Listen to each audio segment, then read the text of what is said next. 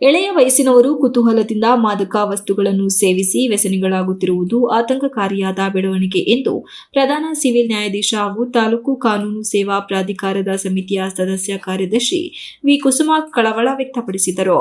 ಪಟ್ಟಣದ ಸರ್ಕಾರಿ ನೌಕರರ ಭವನದಲ್ಲಿ ಟೈಮ್ಸ್ ಪದವಿ ಪೂರ್ವ ಕಾಲೇಜು ವತಿಯಿಂದ ಆಯೋಜಿಸಿದ್ದ ಕಾನೂನು ಅರಿವು ದ್ವಿತೀಯ ಪಿಯುಸಿ ವಿದ್ಯಾರ್ಥಿಗಳಿಗೆ ಬೀಳ್ಕೊಡುಗೆ ಹಾಗೂ ವಿವಿಧ ಕ್ಷೇತ್ರಗಳ ಸಾಧಕರಿಗೆ 2026ನೇ ಸಾಲಿನ ಟೈಮ್ಸ್ ಪುರಸ್ಕಾರ ಪ್ರದಾನ ಸಮಾರಂಭವನ್ನು ಉದ್ಘಾಟಿಸಿ ಅವರು ಮಾತನಾಡಿ, ಮಾದಕ ವಸ್ತುಗಳ ವ್ಯಸನ ಮಾನಸಿಕ ಕಾಯಿಲೆಯಾಗಿದ್ದು ಇದರ ವಿರುದ್ಧ ಎಚ್ಚರದಿಂದಿರುವಂತೆ ಯುವ ಜನತೆಯಲ್ಲಿ ಜಾಗೃತಿ ಮೂಡಿಸುವುದು ಬಹಳ ಮುಖ್ಯವಾಗಿದೆ. ಮಾದಕ ವಸ್ತು ಸೇವನೆ ಸಮಾಜದಲ್ಲಿ ಶಾಂತಿ ಕದಡಿ ಅಶಾಂತಿಗೆ ದಾರಿ ಮಾಡಿಕೊಡುತ್ತದೆ. ಹಾಗಾಗಿ ಯುವ ಜನತೆ ಇದರಿಂದ ದೂರವಿರಬೇಕು ಹಾಗೂ ಈ ಮಾದಕ ದುಶ್ಚಟಕ್ಕೆ ಬಲಿಯಾದವರನ್ನು ಸರಿದಾರಿಗೆ ತರುವ ಕೆಲಸದಲ್ಲಿ ತೊಡಗಬೇಕು.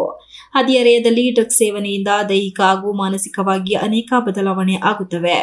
ಇವು ಭವಿಷ್ಯದ ಮೇಲೆ ದುಷ್ಪರಿಣಾಮ ಬೀರುತ್ತವೆ. ಪಾಲಕರು ಕಷ್ಟ ಕಾರ್ಪಣ್ಯಗಳ ನಡುವೆಯೂ ಮಕ್ಕಳ ಉತ್ತಮ ಭವಿಷ್ಯಕ್ಕೆ ಹಂಬಲಿಸುತ್ತಾರೆ. ವ್ಯಸನ ಮುಕ್ತರಾಗಿ ಉತ್ತಮ ವಿದ್ಯಾಭ್ಯಾಸ ಮಾಡುವ ಮೂಲಕ ಭವಿಷ್ಯದ ಜೊತೆಗೆ ಪಾಲಕರ ಕನಸನ್ನು ನನಸಾಗಿಸಬೇಕು ಎಂದು ಕಿವಿಮಾತು ಹೇಳಿದರು.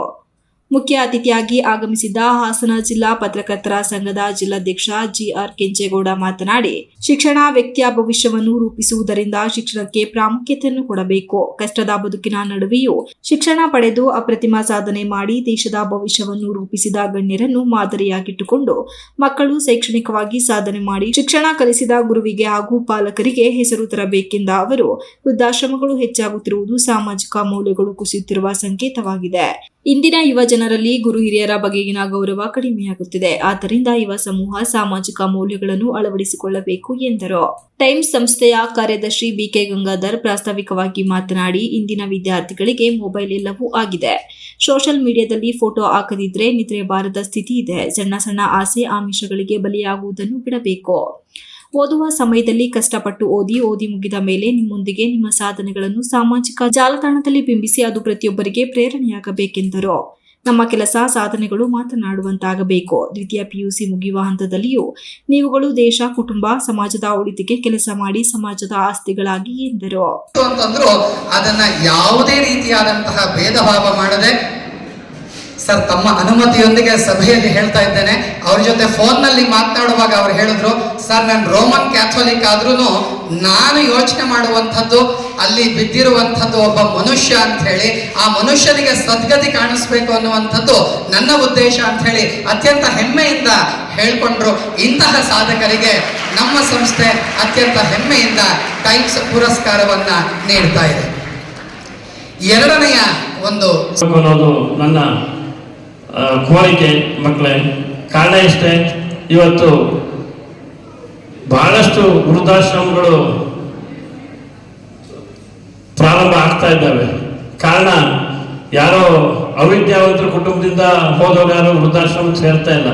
ಎಲ್ಲ ವಿದ್ಯಾವಂತರ ನಮ್ಮಂಥ ನಿಮ್ಮಂಥ ವಿದ್ಯಾವಂತರಿರ್ತಕ್ಕಂಥ ಕುಟುಂಬಗಳಲ್ಲೇ ಅಂತ ಸ್ಥಿತಿ ಬರ್ತಾ ಇದೆ.